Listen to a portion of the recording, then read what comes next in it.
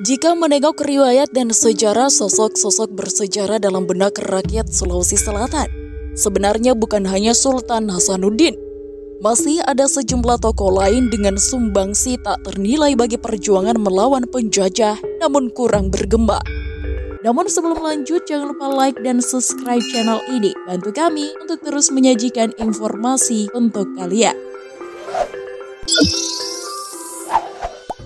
Yang pertama ialah Lama Dukeleng adalah pemimpin kerajaan Wajo. Sosok yang dikenang atas jasanya membebaskan tanah Wajo ini berdasarkan riwayat rela merantau ke negeri jiran dalam usia belia demi meredakan ketegangan dengan kerajaan Bone.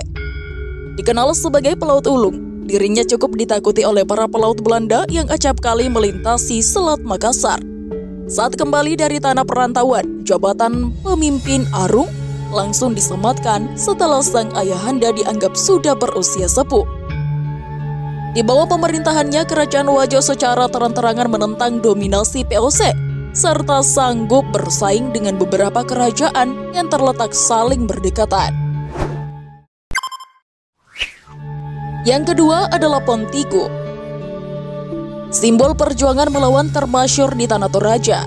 Lahir di tahun 1846, dialah pemimpin perlawanan rakyat saat tentara kolonial Belanda menginvasi wilayah yang terletak di utara Sulsel tersebut pada Januari 1906 sampai Maret 1907. Perang Toraja yang berkobar rupanya membuat pemerintah Gubernur Jenderal J.B. Van Houts kalang kabut. Kampanye militer yang harusnya memakan waktu beberapa minggu malah berlanjut hingga hitungan bulan. Gerilya Pontiku dan pasukan berakhir setelah satu persatu benteng penting jatuh ke tangan musuh. Sempat melarikan diri usai tertangkap, Tiku dieksekusi mati pada 10 Juli 1907. Hanya berselang beberapa hari setelah kembali dalam terungkuk. Yang ketiga adalah Emmy Sailan.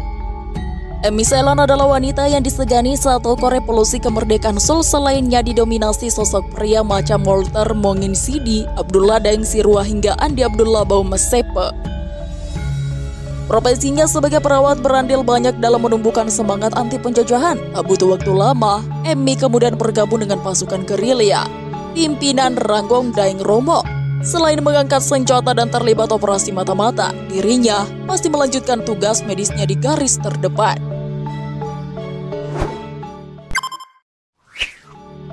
Yang keempat, Andi Jemba. Andi Jemba adalah tokoh kerajaan penting bagi pemerintahan Indonesia di tahun-tahun awal kemerdekaan. Raja atau Datu Kerajaan Luwu inilah yang memperkasai janji setia para penguasa di seantero Sulsel untuk Merah Putih pada Oktober 1945. Pada tahun 1945 November, tentara sekutu dan Nika mendarat di Palopo untuk melucuti tentara Jepang. Sempat berjanji tak akan mengganggu pemerintahan Luwu. Aksi militer pasukan Belanda menyulut rasa gusar di kalangan rakyat. Andi Jemba kemudian memimpin perlawanan semesta rakyat Luwu pada 23 Januari 1946.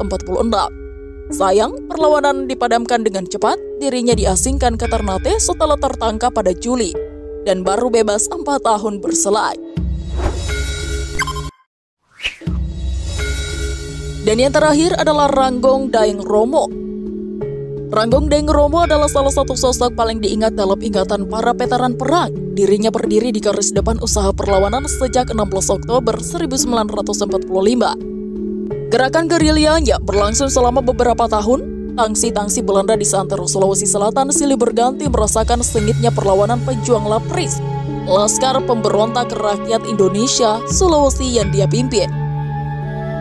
Namun pada 27 Februari 1947 tentara Belanda berhasil memukul mundur Lapris saat terlibat kontak senjata di desa Lengger, Takalar. Sang panglima Ranggong Daeng Romo tewas akibat terjangan peluru. Harus diingat, perjuangan Indonesia bebas dari belenggu penjajah melibatkan banyak orang dari berbagai macam latar belakang.